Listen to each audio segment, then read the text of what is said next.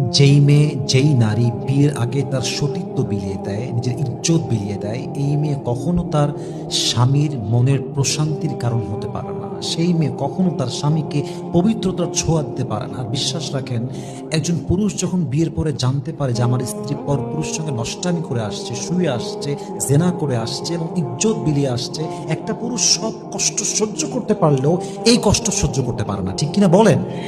একজন ডিভোর্সি মেয়েকে মেনে নেওয়া যায় যে সে হালভাবে বিয়ে করেছিল, এটা ব্রেক হয়েছে, এখন সে ফিরে আসছে। বাট যেই মেয়ে ডিভোর্সি এবং নিজের ইজ্জত বিলিয়ে বেড়ায় অথবা বিয়ে ছাড়াই সতীত্ব বিলিয়ে বেড়ায়, এরকম মেয়ের কোনো সম্মান, কোনো ইজ্জত স্বামীর চোখে সে কখনো খুঁজে পায় না। ঠিক কিনা বলেন?